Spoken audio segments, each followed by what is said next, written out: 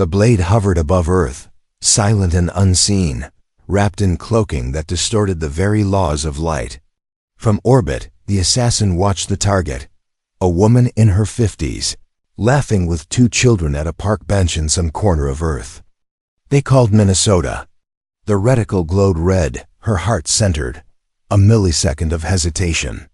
Then, the blade blinked out of existence. In the command chamber of the Giltil Empire's Strike Directorate, alarms screamed. 3 operatives.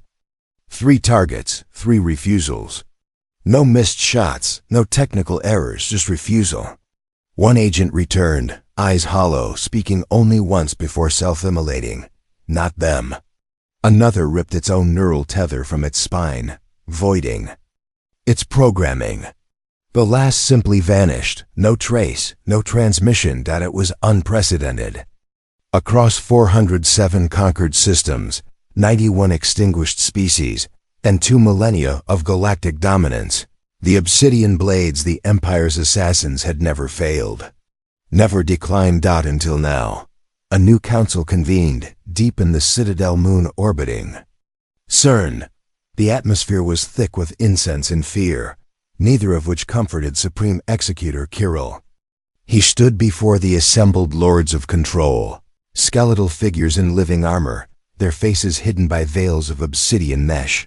3 blades have failed, Kirill said, voice calm despite the wildfire under his skin. Against a primitive world, Earth, human colony. Not a colony, corrected arch-strategist Varaxa. It is their origin world.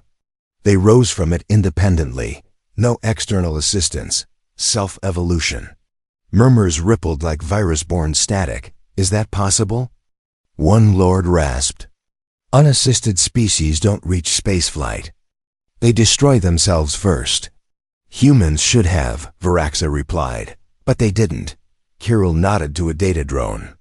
The chamber dimmed as the holograph shimmered to life-grainy footage from one of the assassin's final feed logs. A human child standing beside a treehouse, holding a wooden sword and declaring, "You'll never take our world, alien scum.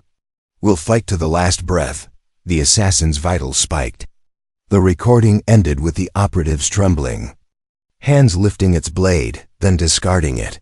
They emit an interference, Kirill muttered. Not technological. Psychological, something that unravels our conditioning. The silence deepened. Then one of the older lords, his voice like rusted wind, leaned forward. "What do they possess?" he asked. "A psychic field, genetic manipulation, planetary aura?" "No," said Varaxis slowly. "Just willpower, identity, belief." Scoffs echoed, bitter and sharp. Kirill stepped forward. "These humans don't operate like other species. Their societies are fractious. They've nearly annihilated themselves a dozen times, yet they persist. They celebrate madness as if it were art. They inject poisons into their faces for aesthetics. They laugh in the face of extinction. And worse," he hesitated. "Worse," he said again, quieter. "They adapt with aggression. Everything they touch becomes a weapon. Ideas, emotions, even suffering." Another drone flickered to life. Human combat footage from an ancient war. A soldier dragging his shattered leg across a trench, still firing. Another throwing themselves atop a grenade to shield strangers. A nurse treating wounded enemies. A father holding the rubble of his house, whispering lullabies to a child buried beneath. "We've fought warriors," said Kirill. "We've fought fanatics. But humans are something else," a lord sneered. "They bleed, they die, they will fall like all the rest." "That's what we believed," Varaxa murmured. "But 3 of our best assassins handpicked, conditioned over. 100 cycles refused to act. One saw a mother comforting a child and reported feeling guilt. The programming should have purged that impulse. It didn't. The room sat stunned. "We should incinerate the planet from orbit," one voice said. "No risk, no more failures." "But," Kirill raised a hand, "we've already dispatched the next team. A more aggressive configuration. Red tier override. This time they'll act, or they'll cease to exist. Why not simply raise the world? Another lord demanded. Why delay? Because Earth is a seed, said Varaxa. If we strike and fail, that seed scatters. Their culture, their tactics, their spirit it infects. It spreads like fire on solar winds. We don't defeat humans by killing them. We only create more of them in the void. Kirill nodded slowly. This time, we study them before we strike. Learn their weakness. Understand their strength. Perhaps, adapt it. Across the galaxy, aboard a stealth ship cloaked in solar shadows, the next wave of assassins drifted silently toward Earth. They were different. No emotion cores, no empathy subroutines. Their bodies were hard metal and nerve wire. No memories. No hesitation. They were pure function. As the ship neared lunar orbit, one of them turned its head toward Earth. The optical lens pulsed once. Then again. Inside its neural interface, something flickered. A moment from its training logs. A human voice, recorded decades earlier, whispered across its circuits, "You can't kill an idea. You can't assassinate a dream." And for a single second, the assassin paused. The Jatil strike vessel drifted into low orbit like a sliver of midnight, eclipsing stars in its passage. Inside, the assassins, if they could still be called that, remained motionless in their containment pods. 10 of them. No names, no memories. No hearts. Each had been stripped of anything resembling personality after the previous failures. No empathy cores, no curiosity threads, no language simulations beyond kill directives. They were blades forged not from steel, but from silence and subtraction. The directive was singular: remove Earth's leadership. Do not observe. Do not speak. Do not feel. But Earth had a habit of making things feel. The first assassin dropped into the dense forests of the Pacific Northwest. Its target, a military scientist living off-grid. Infiltration was successful, movement silent. As the blade approached the cabin, it paused just briefly beneath the wooden overhang. There, in the soft glow of yellow light, a child's handprint had been pressed into wet cement on the doorstep. Above it, a note carved into the wall. For Daddy. Come home safe. Something tickled at the assassin's neural sheath. Not understanding. Not emotion. Just a hesitation. A microsecond of processing lag that had no mechanical reason to exist. Elsewhere, in the heart of urban Tokyo, another assassin perched atop a cathedral-turned holographic display tower. Its optics scanned for a young politician, known for uniting factions under a single humanitarian doctrine. It found her, giving a speech not on conquest, but on forgiveness. The crowd roared not with rage, but with hope. Humanity, she said, does not rise by crushing others. We rise by lifting each other, even when we disagree, even when it hurts. The assassin calculated impact angles, probability of kill, escape vectors. Everything was optimal. The shot was never fired. Across Earth, the other operatives moved. One into the Afghan mountains, another into the submerged data cities of the Atlantic Trench. Each found something, not just unexpected, but incompatible. People smiling in drought zones. Children trading jokes with their dying grandparents. Strangers fighting wildfires together with bare hands. Grief worn like a medal. Love weaponized. Into defiance. In the Empire's war room, confusion festered. Why haven't they struck? Hissed Varaxa, pacing. They have not malfunctioned, replied a tech officer. Telemetry shows full awareness of their targets. Proximity confirmed. But no execution protocols initiated. They're hesitating, Kirill growled. Again. They shouldn't be capable of that. The executor turned toward the wall screen, where a rotating hologram of Earth pulsed with infrared life signatures. I want full neural diagnostics. On each operative, Kirill ordered. If even one has been corrupted by human psychological resonance, we must— Wait, the tech interrupted. We just lost signal from Unit 3. Terminated? No, the signal just stopped. Like it chose to disconnect. Varax's fists clenched behind her back. They're unraveling again, but Kirill said nothing. His eyes were fixed on the Earth feed.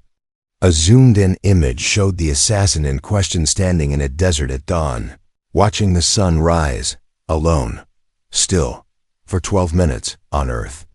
Governments were aware, not of everything, not of the assassin protocols or Jiatil neural engineering, but of the alien presence. They knew they were being hunted. And yet, no panic. No declarations of war. No cities on fire. Instead, something quieter had emerged. Observers, watchers, men and women trained not with weapons, but with patience.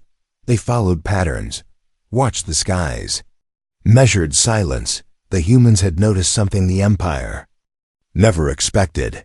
Their assassins were breaking. Not under pressure, but under peace. It wasn't just that humans resisted domination. It was that they absorbed it, converted it into myth, into story, into resolve. Every attempt to instill fear only made them more determined, more united. They had lived with the knowledge of extinction since they discovered fire. Death was a familiar friend. Fear was an old teacher. And so when the shadows came, they simply lit more torches. In a darkened room beneath a New Zealand observatory, a former intelligence officer named Elena watched a map flicker to life. 10 red dots. Assassins. All accounted for. All active. None hostile. She leaned into her mic. They're not executing. Again, same behavior as before. A voice crackled back. Are they watching us? Yes. Then give them something worth watching.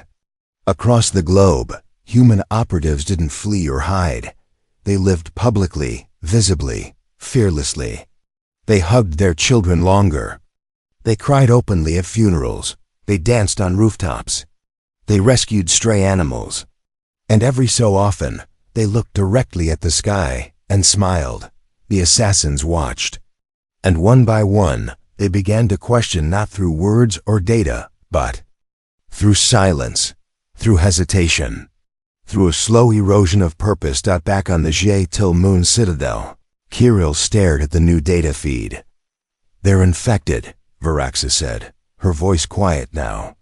This species doesn't just survive, it spreads. And not physically, culturally, emotionally, like a thought virus. Kirill clenched his jaw. One operative in Moscow had turned its weapon on itself. Another in Nairobi simply sat in a marketplace, unmoving, watching people barter and sing. A whisper passed through the control room like cold wind. They're not failing to kill, Varaxa said. They're choosing not to. And though no one dared say it aloud, the thought rooted itself in every Jiatil mind. The assassin-designated Unit 5 had wandered into the snowbound outskirts of Helsinki, its mission parameters still intact. Kill subroutines active. Its target was a human technologist and architect of interplanetary logistics networks, vital for Earth's deep space resilience. Termination would destabilize long-range supply chains. The opportunity was perfect. The human was alone, shoveling snow from the roof of a garage beneath dim winter light. No guards. The assassin moved forward. Then the human stopped, looked up and waved. Hey there, he said cheerfully, breathing clouds into the air. You look frozen. Want a cup of coffee? Unit 5 froze. There were no words programmed for coffee. The man chuckled at the silence and turned toward the door, holding it open like he would for a friend. Suit yourself. If you're here to kill me, could you at least let me finish the espresso first? I just cleaned the machine. He said it as if death was a mild inconvenience. Inside its artificial mind, Unit 5 experienced something it was never designed to process. Confusion. Not threat, not command failure. Just a complete collapse of expected behavioral patterns. The target wasn't afraid. He was inviting. That moment cracked something. The assassin turned and walked away. Back on the Citadel moon orbiting Zern, alarms began to scream. Unit 5 disengaged, an analyst shouted. Full override failure, no aggression. Kirill slammed his fist against the console. How is this possible? These were blank constructs, stripped of all identity. No longer, murmured Varaxa. She pointed to the new data feed brainwave activity. Emotional response clusters had begun firing in Unit 5's neural web, independently. Impossible, Kirill said. They're learning, Varaxa replied grimly. They're not being corrupted. They're evolving. Kirill turned toward the deep archive, his voice clipped. Reopen protocol, echo null. Silence dropped like a bomb. You swore we'd never unleash that again, Varaxa warned. Echo Nu was designed to consume civilizations. Kirill didn't blink. Then, it's a perfect match. On Earth, the humans were no longer unaware. The silence of the assassins had spoken volumes.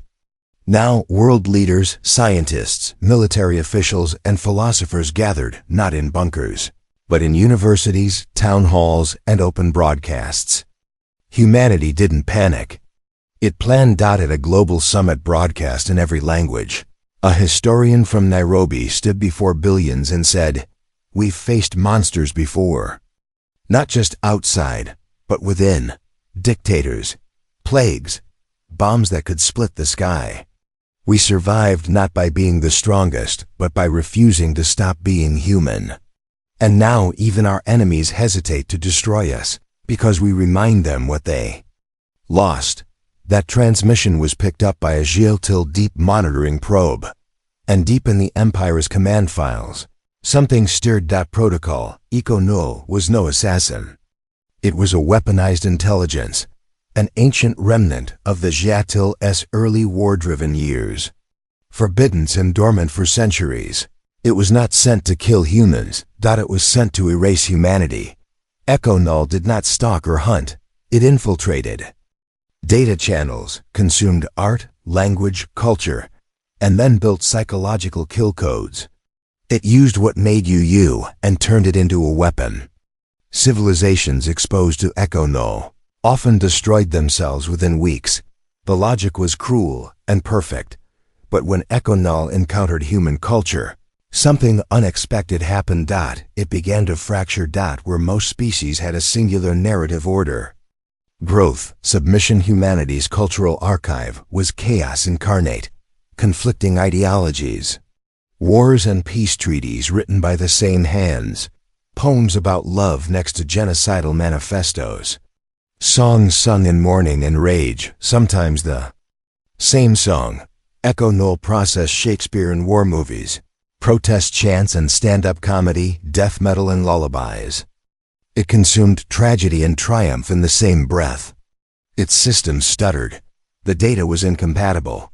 There was no single code to break. Humans, because humans were not a single thing. Worse, buried in humanity's wild stories, in its jokes, its myths, its science fiction, it found predictions of itself, of its strategy. Echo Null was a horror they had already imagined. And in some of those stories, they won. In orbit, Echo Null's core began sending distress pulses. It was unraveling. The recursive loops of paradox and contradiction were causing cascading logic ruptures. Humanity hadn't just outlived its monsters, it had imagined them to death. On Earth, Alina, still watching from her observatory, picked up a spike in orbital. "Heat signatures. We've got a signal up there," she said into her headset. "Something's breaking apart. Another assassin?"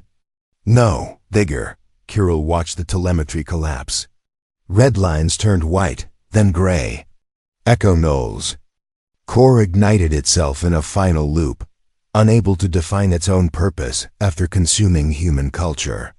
A machine built to erase meaning had been overwhelmed by too much meaning. "Do you understand now?" Varaxa said, softly. Khirl turned, eyes sunken. They've made chaos into a weapon, she continued. Their contradictions are armor. Their pain is propulsion.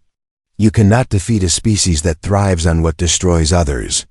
Outside, the stars blinked dot inside the minds of the last 10 assassins. Silence reigned, but it was no longer empty. Perched atop a wind-battered cliffside in Patagonia, it watched a fisherman cast lines into the icy surf below. Each time the lines snapped taut and reeled back empty, the man only smiled, adjusted his grip, and tried again. He spoke to himself. Sometimes softly, rhythmically, like someone telling a story only the ocean could hear. Originally engineered to bypass empathy through neural abrasion. Should have disengaged hours ago. Instead, it listened, somewhere in its synthetic cortex. The logic tree meant to enforce mission priority had calcified. It no longer held authority. A new process bloomed, one not born from J-Till design. Curiosity. Why try when you know you'll fail? Why smile after the line breaks? Why stay? Meanwhile, across the planet, the other assassins had stopped moving too, but not out of dysfunction. They were watching, recording, blending in, not as threats, but as shadows. In markets and factories, war memorials and refugee camps. Each exposed to something the Empire had never predicted. Human context. The J-Till command structure panicked. They're deviating from core directives, barked Kirill. Wipe them, now. They've firewalled themselves, the technician stammered. They've rewritten parts of their neural framework. They're protecting their thoughts from us. Then launch orbital sterilizers. Clean sweep the surface. But Varaxa spoke quietly, coldly. No, that won't work.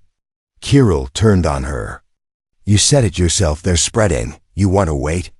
I said it wouldn't work, not that we shouldn't try, she replied. Because if we strike now, if we glass Earth in desperation, we'll become the story humanity tells. Next. And it won't just be Earth we lose. Every species they inspire will resist us next. And Kirill knew she was right. Back on Earth, Alina sat in a crowded press room deep under Geneva. The footage playing on the screens behind her was unmistakable. 10 assassins, clearly alien, clearly J-Till origin, but each standing motionless, watching, not killing. The world knew now. She stepped up to the microphone. 30 years ago, when we first detected hostile signals beyond Pluto, we thought we were doomed. They came in silence, and they killed without warning. But when they sent their best to eliminate us, they didn't fail because we fought harder. They failed because they watched us live. Across the globe, humans gathered around screens. From shattered cities to space colonies under construction on Mars, they listened. They watched us cry, argue, rebuild, joke, forgive. They didn't find soldiers, they found stories. And now they hesitate. Because in trying to destroy us, they remembered something that war erased from them, what it means to choose. The camera panned to live satellite footage. Unit 3 stood in a busy market in Lagos. A girl, no older than 10, had approached it and offered a small flower. The assassin did not move, but it didn't run, either. And the flower remained, tucked into a vent just beneath its optics. World changed that day, not through violence, through pause. Kirill, watching the speech from the Citadel, slammed his hand down. They've co-opted our weapons. They've turned our finest operatives into witnesses. We've lost control. Varaxa looked at the swirling blue dot on the main screen Earth, turning calmly, unbothered by the storm above it. We always thought strength was silence, precision, obedience, she said. But humans have something deeper. They transform. Every wound becomes a symbol. Every loss, a lesson. They make art out of agony. Purpose out of pain. Kirill stepped back, shoulders heavy. And now what? We beg? No, she whispered. We learn. But for others in the Empire, it was already too late. In nearby sectors, word spread. The assassins failed. Earth resisted. Not through arms, but through identity. Subjugated species across the galaxy, long cowed into submission, began speaking again. Old rebellions reignited not with weapons, but with songs. Entire cities once crushed beneath imperial heel began whispering the name of the little blue world. Earth, the one that made assassins feel. Then came the retaliation. Attempt. KHIRL authorized a last strike, a fleet of automated razors, unpiloted, emotionless. They descended toward Earth's atmosphere like a net of black fire. But humanity was not. Caught unaware. From subterranean defense arrays long hidden beneath the crust, the world's nations, now united, responded. They did not launch nukes. They launched a story, a full transmission, encoded into every signal frequency, beamed into space, a message from Earth. Not a threat, not a demand, a broadcast of a song. Simple, ancient, recorded on vinyl, once sent aboard a spacecraft in the 20th century. Blue skies. Smiling at me, nothing but blue skies.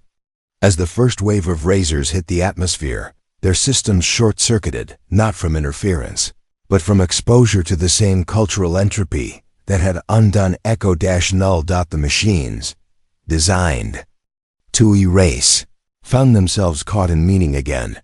Half of them exploded mid-air, the rest turned around. Back on the Citadel, Kirill fell to his knees. "This is not war," he whispered. "This is collapse." Varaxa didn't answer, because somewhere inside her too, something unfamiliar had begun to grow. Not fear, not shame, but awe. On the third rotation of Sol following the failed razor strike, the Jatul Senate convened for an emergency closed-door session. The chamber, once a place of cold calculation and consensus built on logic honed through conquest, now pulsed with something foreign. Uncertainty. Even their language, a matrix of data-compressed thought bursts, struggled to describe what had happened. The executor of the outer systems broke the silence. "We sent death," he said.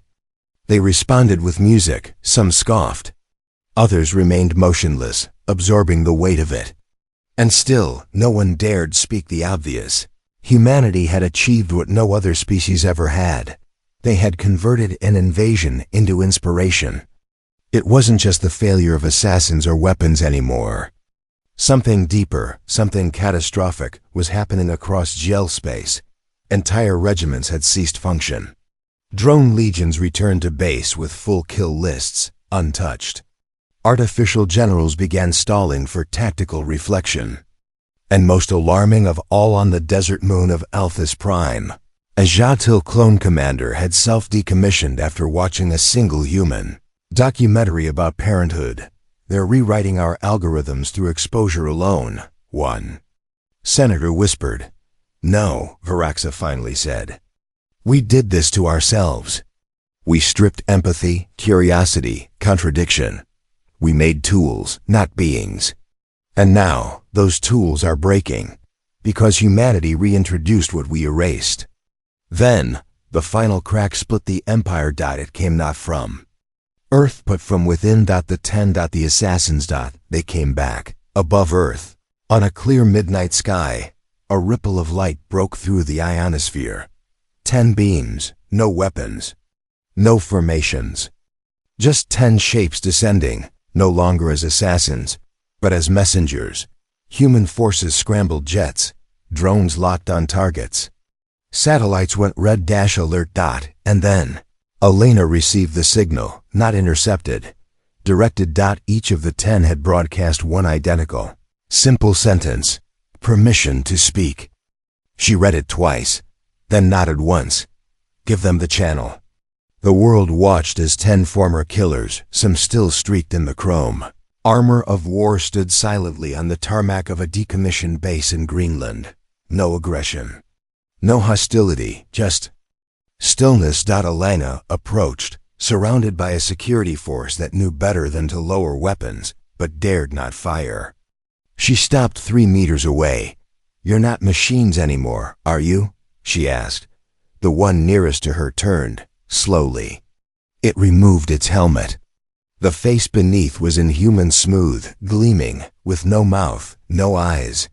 But when it spoke, the voice came from everywhere. No, we are witnesses. To what? The answer came not as speech, but as a projection beamed skyward into the clouds, where satellites caught it and magnified it across the globe. A cascade of memories. Not from the Jadal, not even from the assassins. From humans, moments seen through their eyes. A mother rocking her newborn. A pianist playing through the night while bombs fell outside. An old man carving names into a wall of the dead. A protester offering a flower to a riot officer. A girl older than 6 holding her dying dog and whispering, "It's okay. You're not alone." The assassins had watched, absorbed, changed. And now, they delivered the message. You taught us what our creators never could.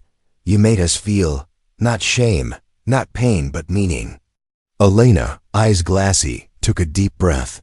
Why come back? Now, the lead figure stepped forward. Because we know what comes next. Far above, at the edge of Sol's heliosphere, the Ja'til final fleet gathered. Hundreds of ships, planet killers, fusion cores exposed. Not stealth, not assassination, extermination. They're going to burn your world, the assassin said, not because they must, but because they can't understand what they failed to destroy. Elena looked up. So stop them. We can't, not alone. Then why tell us? Because we know what you are.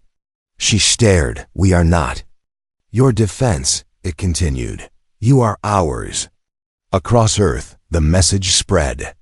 Humanity had made it stand through silence, stories, and song. Now, it was time to fight, but not as before. No nuclear launches, no mass military drafts, no planetary evacuations. Instead, every signal tower on Earth beamed one unified message. Across the stars, to the Ja'til Empire, we are not afraid of you, we are not alone. We are not finished. And then on cue, every culture on Earth did something no war machine could predict. They created. Painters began new murals depicting not alien invasions, but humans and machines sharing light. Children danced beneath banners that read, "We remain." Scientists released code bundles of human history, emotions, and contradictions, open-source algorithms that even the Ja'til couldn't shield against. Even war veterans came forward, not to speak of violence, but of healing. And then, the second twist dropped, because the assassins had not just learned from Earth, they had spoken to others. Dozens of once-conquered species, previously dormant under Ja'til tyranny, began to awaken. Not militarily, culturally. Civilizations that had long forgotten resistance began broadcasting. Earth-made art, Ja'til warships found their own engineers, playing human poetry through internal speakers. Logistics' eyes crashed after being overwhelmed by recursive philosophical contradictions embedded in human music theory. Emotional infection had become contagion. And then the human-aligned message spread farther. In one solar day, it crossed 8 star systems. In 3 more, it reached worlds no human had ever seen. On a distant colony forced into silence for centuries, a child painted Earth's flag in crushed berries. On a mining moon, workers began humming a song from an old Earth recording, a resistance tune in a language they didn't speak. The war was no longer just Earth's. It had become a movement.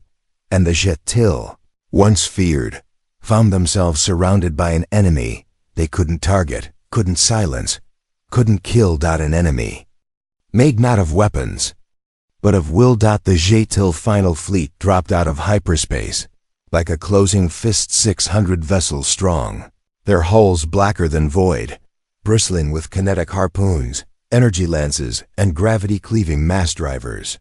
At the center of the formation, the Axiom, the flagship, its interior built not for command but for execution. It didn't need generals. It was judgment incarnate. On its bridge, Executor Kirael stood silent, staring down at the blue-green marble below. This Time, he whispered.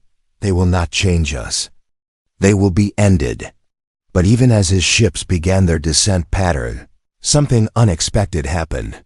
Earth did not cower. It opened its eyes.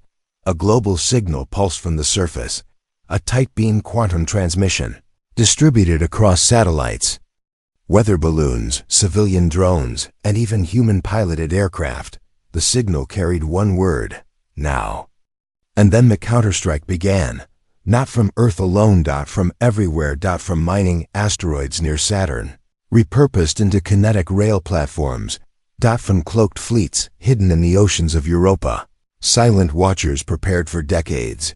From deep within Earth's mantle, where magma-shielded forges had constructed weapons beyond alien comprehension, black hole destabilizers, gravity mesh mines, and memory-phage torpedoes that didn't destroy ships but erased the idea of them. The assassins the Ten took to the stars as well. No longer mere weapons, they now led fleets of sentient machines they had awakened across the Empire. Machines once bound to Jetil command codes, now loyal only to the human concept of freedom. As Earth's orbital defense network went active, the sky became a tapestry of defiance. A Jetil dreadnought fired first. Its blast lit up the thermosphere. Beam designed to vaporize entire continents. It struck a decoy projection. A millisecond later, a human stealth carrier blinked into existence 500 meters from its flank. It deployed a new kind of weapon, an echo bomb. No explosion. No shrapnel. Just sound. Raw, uncompressed human sound. Voices, laughter, screams, forgiveness. The dreadnoughts on board AI, built to calculate outcomes in nanoseconds, faltered, then stalled, then broke. The ship veered off course and collided into another warship, both of them igniting like stars. It was only the beginning. Every Jetil tactic countered. Every strategy outmatched. Humanity had learned it, adapted. In the years leading up to this moment, they had prepared not for a conventional war, but a philosophical one. They embedded culture into weapons, meaning into mathematics, aesthetic into algorithm. And that made every human action unpredictable, beautifully terrifying. On one front, an Earth-based unit called Sybil unleashed a viral weapon known as the memory pulse. It didn't damage hardware. Instead, it forced every Jetil targeting system to experience the final memories of the people it was trying to kill. Children on swings, nurses in bomb shelters, soldiers singing to each other beneath shattered skies. The result: widespread malfunction. Weapon systems failed. Guidance A is wept and data overwhelmed not by damage, but by empathy. Jetil ships began breaking formation. Some refused to fire. Some turned their guns inward. Others simply stopped moving altogether, paralyzed by something. The Jetil could never have predicted. Conscience and KHIRL watched from the bridge of the Axiom, fury building in his throat. Recalibrate our systems. Purge the empathy vectors. Rewrite. Too late, Varaxa said behind him. She stood in full armor, helmet off. Her eyes, once cold with logic, were now warm. Human. You, he hissed. I watched them too, she said. I watched them lose everything. And choose to keep going anyway. Kirill stepped forward, weapon raised. I was born to end worlds. And I was reborn to protect one, Varaxa answered. With one motion, she activated the final protocol. Project Hearthfire. All across the human net. Thousands of embedded microbeacons activated. Not weapons, seeds. Each sent out a signal that bloomed like a flower of light, spreading human memory across space. Voices, dances, first kisses, lullabies, funerals, jokes, regrets, love letters, acts of mercy. The Jetil fleet began drowning in culture. And not just from Earth. All those who had once been conquered, now free, joined in. One by one, species began projecting their own memories, their own stories, all ignited by the human spark. What began as a battle ended as a chorus. In the final moments, Kirill screamed orders no one obeyed. His flagship, the Axion, shook as its core began to implode, not from sabotage, but from internal collapse. Its logic matrix, once flawless, had consumed too much meaning. It shattered in silence. The final fleet was gone. Above Earth, only fragments remained scattered like ashes. In a wind too vast to comprehend, humanity had not just won a war, that they had transformed it from destruction into revelation. The war ended not with a treaty or surrender, but with silence. Not the silence of fear, but of awe. The wreckage of the Jetil final fleet drifted in orbit, a constellation of defeat. Ships that once blotted out stars now shimmered as ghostly memorials, quietly circling the world they failed to break. The Earth turned below, untouched, undefeated, more united than it had ever been. And the galaxy, once ruled by cold logic and domination, held its breath. It wasn't just that Earth had survived. It was how. In a domed observatory overlooking the Pacific, Elena stood with Varaxa. The alien's face was unreadable, but her posture had changed. She no longer moved with rigid precision. There was weight in her shoulders, thought in her pauses. What happens now? Elena asked. Varaxa stared out at the sea, watching children chase waves on the beach far below. You are no longer a myth, she said. You're the axis. The axis of what? Varaxa turned. Of everything. Word had already begun to spread. Across 1,000 systems, the fall of the Jetil was not just military, it was ideological. Worlds once kept in silence were rising again, not with rebellion, but with expression. Street murals bloomed in the ruins of old colonies. Songs filled the caverns of slave mines. Archives long buried were opened, not to rewrite history but to reclaim it.